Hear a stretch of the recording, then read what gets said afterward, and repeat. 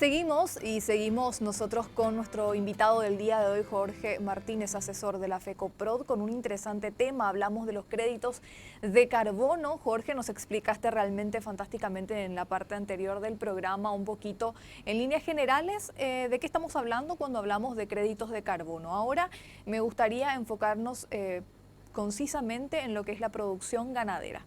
En aquellos ganaderos, en aquellos que tienen sus campos con sus animales, hablaste y diste un punto muy importante en la parte anterior justamente, que es el tema de la rentabilidad ahora mismo de los precios. Estamos viviendo un vaivén, una suba y una baja constante que no está siendo rentable para los productores y, como bien decías, están mirando también hacia otro norte, en este caso créditos de carbono. Pero ¿cómo pueden generar ellos? ¿Cómo se pueden adherir principalmente a esto? ¿Cómo funciona? Sí, como dijimos recién, ¿verdad? Se está viendo esto quizás como un complemento por la dinámica, un poco de la discusión que se está dando, quizás el haber tenido también una ley está ayudando, digámosle, o incidiendo a que haya esta discusión de ¿será que yo como un productor ganadero, ya sea en la región oriental o en la región del Chaco, podría generar un ingreso adicional por los bosques que yo estoy manteniendo, por los sistemas de producción que yo tengo o por los sistemas de mejora que yo estoy implementando dentro de mi propiedad? Básicamente cuando hablamos de estos créditos de carbono, como dije, recién estamos hablando de emisiones de gases de efecto invernadero. Entonces la lógica dentro de este mercado voluntario de sistema de certificación es que cualquier actividad que vos logres demostrar que, que dicha actividad generó menos emisiones con respecto a un escenario inicial que vos tenías y fuiste a un escenario B, por así decirlo, entonces esto puede ser considerado como un crédito. Voy a poner un ejemplo, ¿verdad? Una implementación de un sistema altamente eficiente en sistema de suplementos, por decirlo de una manera. Yo tenía un tipo de alimentación de ganado que quizás no era muy eficiente, voy a migrar a un sistema de ganado con mucha mayor eficiencia y al hacer eso voy a terminar los animales probablemente mucho más rápido, lo que de alguna manera impacta en la cantidad de emisiones que ese ganado podría haber generado. Entonces, al tener un menor nivel de emisiones, uno podría decir, ahí es donde ocurre lo que yo dije en la definición, es como que uno tenía un derecho a emitir, por decir un número, 50 y con las mejoras uno solo emitió 25. Entonces es como que le sobra un 25 que es considerado el crédito. Bueno, pongo ese ejemplo, ese número nada más, vamos a ejemplificar, que cuando a uno le sobra ese crédito es donde uno puede pasar a decir, si yo genero muchos de esos créditos, quizás pueda entrar dentro de ese sistema de certificación. A partir de ahí también tiene que tener la variable de costos de inversión, costos de lo que me cuesta entrar en esa certificación y el precio. Entonces son dos variables de todos los costos asociados y lo que podría ingresarme por esos créditos generados. Y a partir de ahí decir, bueno, realmente me conviene, me compensa, no me compensa, es rentable o no es rentable. Porque puede darse el caso de un productor que está implementando ciertas prácticas que por algún motivo generen menos emisiones, pero probablemente la rentabilidad todavía no sea, no llega a un nivel de rentabilidad para que le pueda dar ese paso a decir voy a entrar al mercado voluntario de carbono.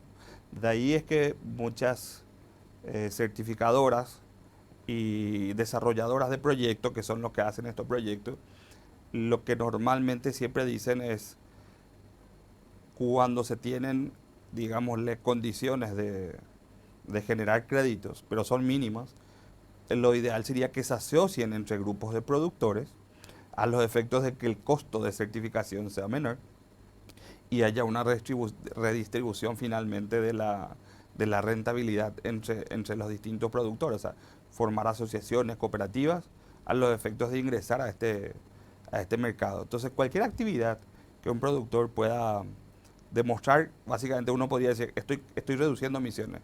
Ahora, ¿cualquier actividad es certificable? Esa es otra pregunta, ya que finalmente el mercado voluntario, insisto muchísimo con esto, porque no es que nosotros ponemos la definición, o sea, no es que el particular pone los conceptos y definiciones, y inclusive no es que la ley de Paraguay va a ponerle definiciones o conceptos a una certificadora internacional, ¿verdad?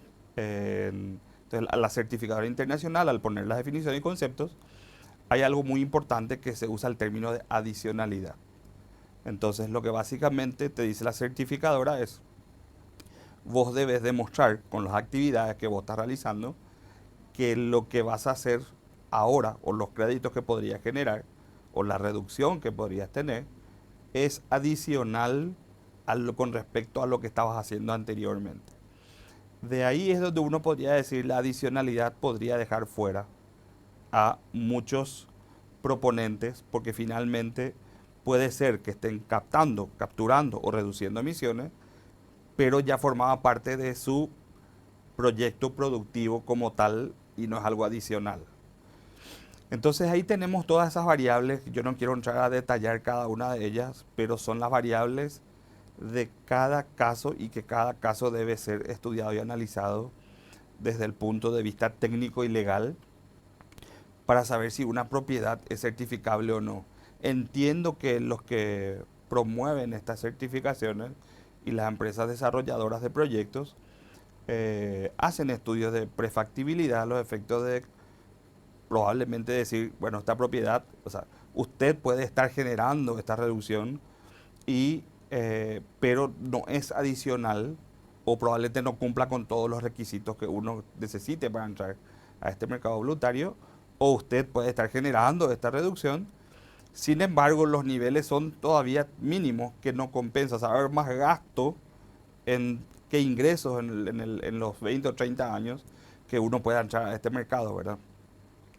Normalmente siempre lo que preguntan los productores son el bosque que yo tengo dentro de la propiedad puede ser certificable, y lo que hoy te dice la definición de adicionalidad es que básicamente el bosque que pueda entrar, que es el bosque que es considerado como un excedente. O sea, si la ley me obligaba a tener 25%, lo que es superior al 25%. Hay condiciones donde existen propiedades certificadas, a pesar de que ya estaban protegidas por ley. Las certificadoras de igual manera aceptan estas propiedades porque tienen cierto nivel de riesgo y porque finalmente pueden tener mejor manejo, y al tener un mejor manejo también esto puede dar, es como que estaba capturando 10, pero con la implementación de mejor manejo a mi reserva boscosa del 25%, puedo capturar 20. Si yo logro demostrar eso, entonces probablemente sí pueda dar el paso a ser certificable de alguna manera. Pero bueno, estas son un poco las condiciones, ¿verdad? Y hay todo un capítulo de las certificaciones internacionales vinculado a los bosques, a las buenas prácticas productivas, a los sistemas silvopastoriles que uno puede implementar, cosas que nosotros podríamos estar haciendo. Pero para cada caso hay que revisar si finalmente reúno los requisitos de ser certificable o no reúno esos requisitos. Y eso hay que ser muy sincero, o sea, las reglas las dicta el mercado voluntario. Aunque la ley de Paraguay diga que todo Paraguay es certificable, realmente van a ser las certificadoras las que van a definir qué es lo certificable y qué no. Excelente. Bueno, Jorge, yo creo que clarísimo, al menos la parte básica, la parte concisa, como habíamos dicho, de lo que son los créditos carbono, también como para que los productores que están del otro lado y de repente no sabían, bueno, puedan entender un poquitito más de qué se trata, en qué consiste, cómo funciona y por sobre todo ver también si en algún momento tienen voluntad de ir hacia esto que, como vos dijiste, es totalmente voluntario. Así que de momento dejamos hasta acá la entrevista y seguramente en otra oportunidad vamos a ir ampliando y vamos a ir haciéndole el seguimiento, por supuesto, también de cómo va avanzando esto. Sí, muchísimas gracias, espero que se haya entendido la explicación. Nosotros lo estamos tomando con mucha cautela y precaución. Estamos conversando con certificadoras, con desarrolladoras de proyectos y también escuchando todas las versiones y opciones. O sea, a pesar de conocer un poco cómo funciona esto, Lo que realmente estamos esperando que salga, que cuando salga la ley, si es que sale la ley, salga de una ley que realmente sea de manera general, que no choque contra las condiciones internacionales del mercado voluntario, y a partir de ahí veremos también qué camino seguir, ¿verdad? O sea, hoy en día somos muy cautos, los gastos de inversión son muy altos, los costos de certificación son muy altos, y para hacer negocios de 20 a 30 años, al vender estos créditos de carbono, se necesita, digámosle, mucha más certidumbre de lo que hoy tenemos. Entonces todavía estamos mirando con bastante lupa.